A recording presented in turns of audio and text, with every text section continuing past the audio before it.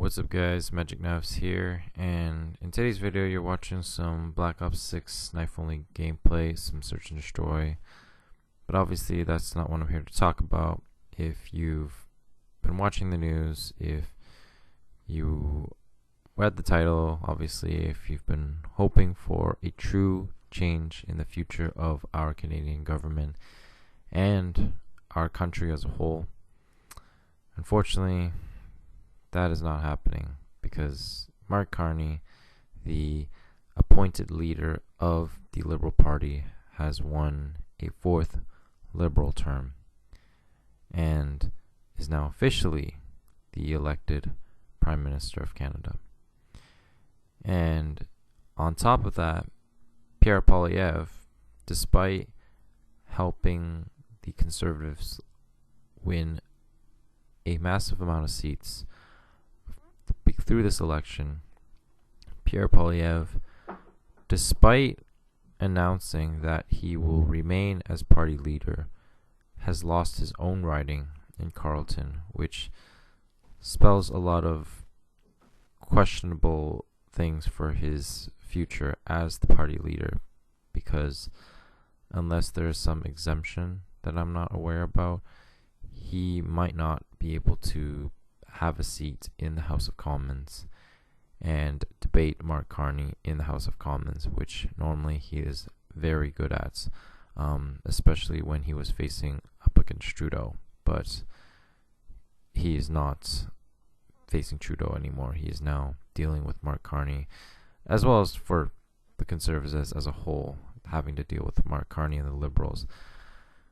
This has to be one of the biggest disappointments in Canadian history. For 10 years now, having to suffer from the Liberals' failures and lack of care of the average Canadian in Canada, in addition to the looming threats from the US and Donald Trump's tariffs. We could not be in a worse situation than right now, because the existence of Canada literally hangs in the balance now, with right now the three biggest concerns right now. Firstly, Mark Carney simply paused the carbon tax. A lot of people are disillusioned to think that he actually removed the carbon tax. He did not. He simply paused it because the carbon tax is cemented into law right now. So at his will, now that he has been elected as the Prime Minister of Canada, at any point he can bring it back up and tax the hell out of you, just because you heavily rely on driving to work, driving to places.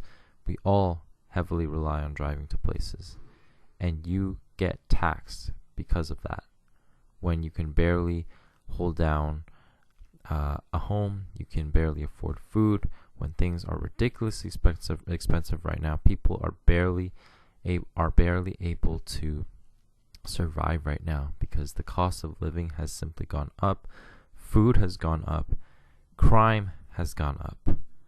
So in addition to the rising costs with food and taxes, and with criminals knowing how vulnerable people are right now, and how lax the Liberals are with criminals, that criminals know for a fact that they will just simply get released out on bail the same day that they commit the crime. Crime will continue to go up. It will continue to happen, and it will continue to go up. And Liberals' answer to that is to be more tough on guns. When the fact is, criminals do not buy legal guns. They get it from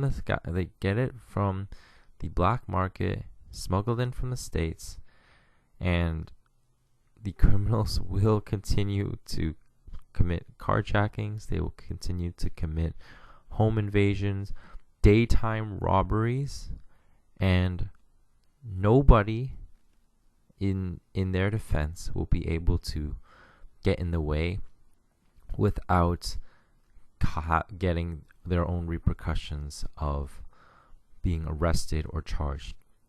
Because in Canada, you have no rights to defend yourself or others without being prosecuted.